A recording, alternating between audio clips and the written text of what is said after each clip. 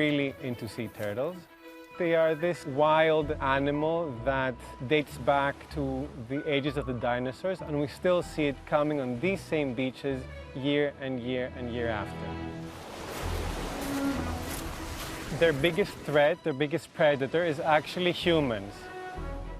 So in my mind, if we are their biggest threat, then we can also be their biggest help.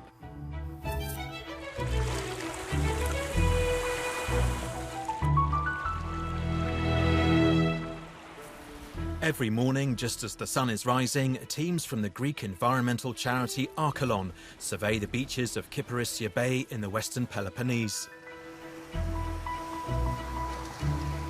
It's the largest sea turtle nesting area in the whole of the Mediterranean, and most of the nests are along a strip of just 10 kilometres.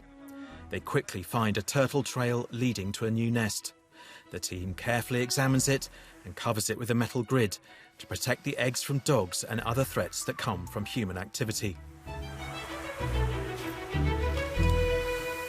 When Archelon started this work, they counted just 600 nests in this area. Now, 40 years later, the turtles are beginning to thrive. Right now we have 5,000 nests in a range of 12.5 kilometers. So it really shows you how important the work that we do is here. Out at sea, turtles can get caught up in fishing nets, and sadly their populations wouldn't thrive without human intervention. In Glyfada, near Athens, we visited Archelon's hospital, the Sea Turtle Rescue Centre. Injured and sick turtles from all over Greece are brought here. During our visit, we encountered 29 turtles, some of them severely injured. Their treatment requires the expertise of vets, who are assisted by dozens of volunteers from countries around the world. Sea turtles are officially a protected species, but they remain threatened, mainly by plastic bags in the sea that they eat, thinking they're jellyfish, and of course, fishing nets. Unfortunately, the #1 reason for the majority of the animals that we're receiving is deliberate injuries, mainly in the area of the head. We also usually see scars or injuries in the area of the flippers, in the front flippers.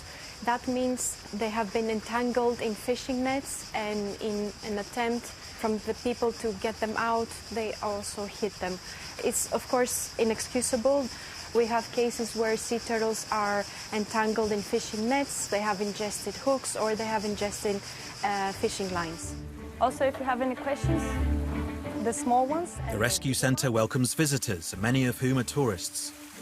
Archelon relies heavily on private donations and works with international organisations, including the EU.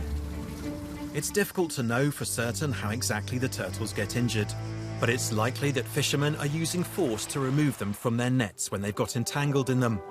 This can damage their nets and it's time-consuming, but importantly it doesn't affect the size of their catch.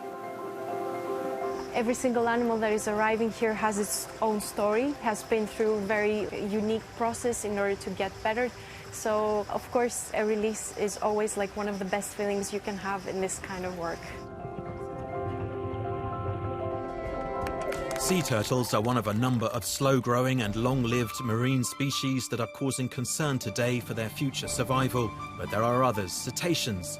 That's mammals who live in the world's oceans, including dolphins. Many marine creatures that used to be abundant are now threatened. So what puts the lives of protected species at risk? And what can we do to help them? Delfini del Ponente is an association in Western Liguria that monitors the ocean's mammals and other marine life.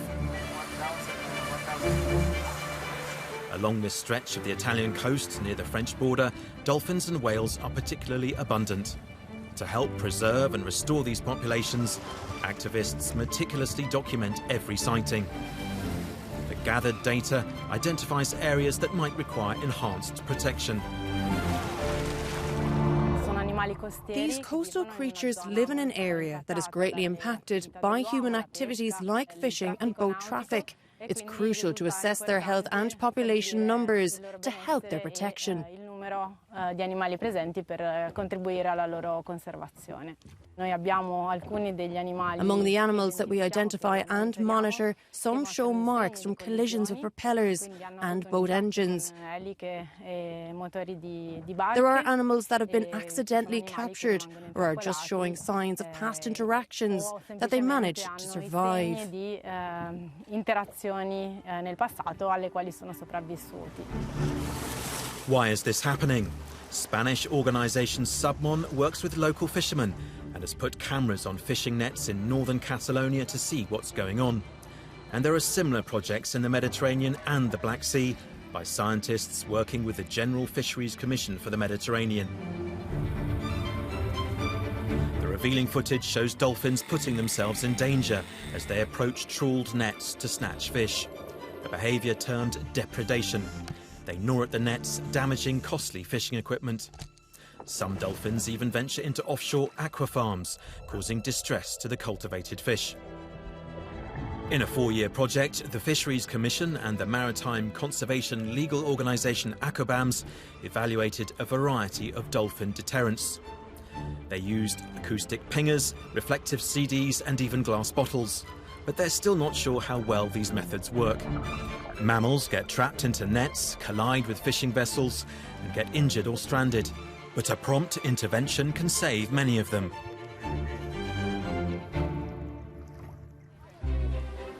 Back in Liguria, on the beach of Imperia, we join a training session of the European project Life Delphi.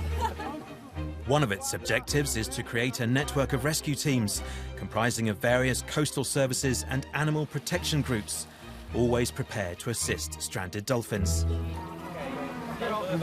We are counting around 10, 15 stranding situations every year, only in the Liguria region. They're learning how to approach a dolphin stranded, what the first rescue procedure that you should do, like put in the shadow, watch their physiological behavior, and approach the animal safely.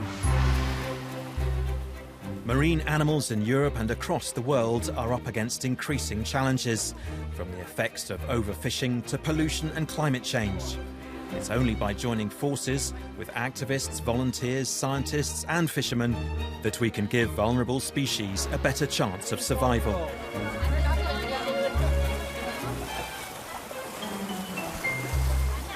The solutions are here, and we just need to apply them for the conservation of these extraordinary creatures that are giving us the happiness and the joy to do this work, but to give a big passion to the new generation for a sustainable future.